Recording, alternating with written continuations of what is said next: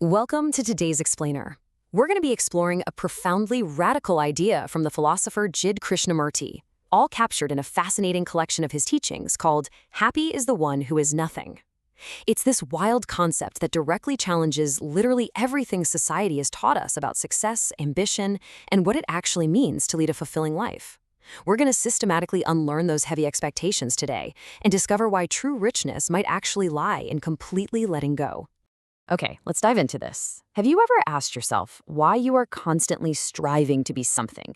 Like a better employee, a perfect parent, or some recognized expert. We live in an era of just endless modern anxiety, totally fueled by this relentless ambition. We are always running toward this future version of ourselves, hoping that once we hit a certain status, we'll finally find peace. But Krishnamurti asks us to just pause for a second and really question that very drive.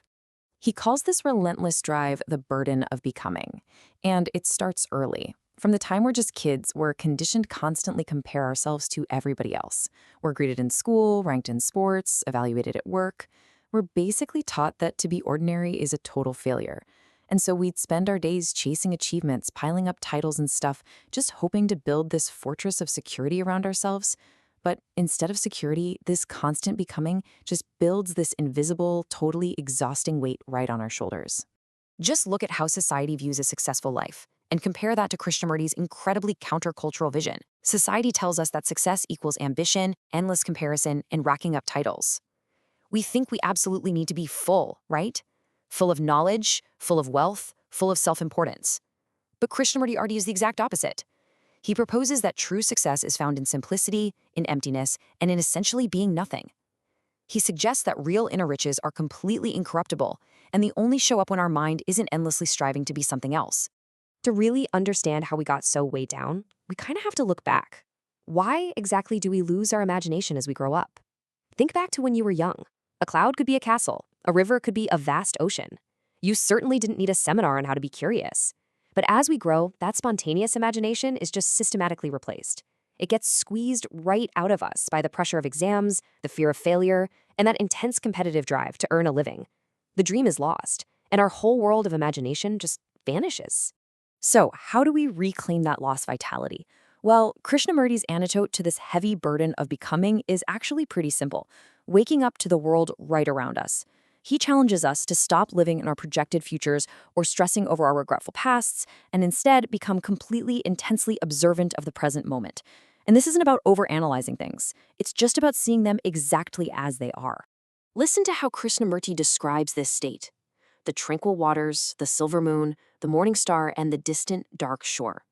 He frequently used nature to show what it means to truly feel and be alive. Because if we don't notice that silver moon or the distant shore, if we don't feel the delicate wing of a bird or the movement of a tree, our emotions gradually wither away. We literally become insensitive. And when we lose our sensitivity to the little things, we completely lose our capacity to love. So the crucial point is understanding what it practically means to care and observe. It starts super small. It means looking after a plant, brushing a pet, keeping your room meticulously clean. It means really observing a leaf in the sunlight or a stranger on the street without instantly comparing them or judging them as good or bad. It's all about acting kindly out of spontaneous, natural feeling, rather than just waiting around for society to tell you what the right thing to do is. This kind of pure observation is what rebuilds our lost sensitivity. And what's incredibly beautiful about these teachings is their origin story. These weren't delivered as some grand, booming lecture to thousands of people. Nope, they were originally quiet, intimate letters written to a young friend who came to Krishnamurti wounded in body and mind.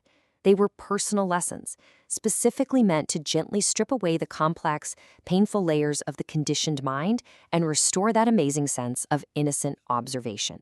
But there is a massive roadblock to this kind of pure observation. You cannot truly observe the world, and you definitely cannot be free if your mind is clogged up with fear. Fear makes the mind dull. It creates this darkness. It forces us into these super narrow grooves of self-protection. So to wake up to the world, we first have to turn inward and directly face the roots of our fear. Krishnamurti shares this absolutely brilliant anecdote to explain how to do this. He was once walking in California, just watching a bird, when he suddenly heard a sharp rattle. He looks down, and right on the path is a large, venomous rattlesnake, totally coiled and ready to strike. But instead of panicking, he stood a few feet away, and for over half an hour, they simply watched each other. He studied the patterns on its skin, its unblinking eyes. He used this intense physical encounter as a powerful metaphor for how we must confront our psychological anxieties, face to face, without ever running away. Now, what's really interesting about this slide is the exact method he proposes for dismantling that fear. First, acknowledge you are frightened. Don't try to hide it behind a brave face. Second, do not run away. Don't pick up your phone, don't turn on the TV, don't seek some quick distraction to escape the feeling.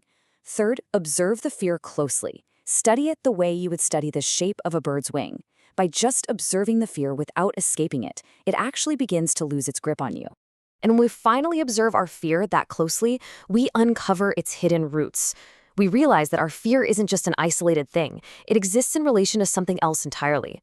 It comes from comparing ourselves to others, whether that's a neighbor or an Instagram feed, which inevitably breeds jealousy and envy. It comes from our mind constantly seeking shelter and security in a really uncertain world. It is deeply, deeply tied to the pressure of public opinion, the terror of not conforming, of not measuring up.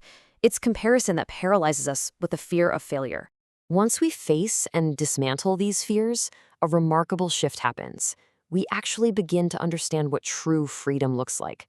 But Krishnamurti is super careful to note that freedom is not just doing whatever you want, whenever you want. That simply creates chaos and conflict with everyone else who also wants to do whatever they want.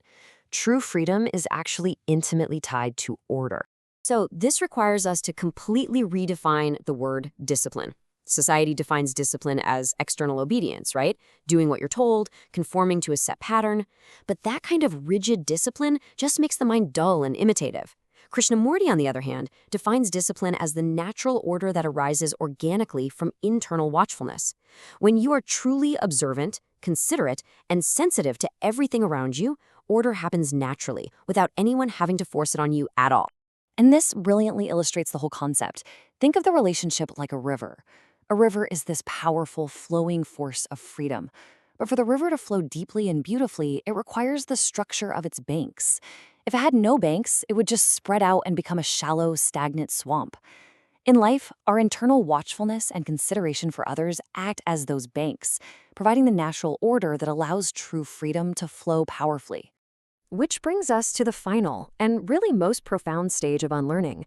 The ultimate liberation is stripping away the desperate need to fulfill, that constant, nagging urge to be recognized.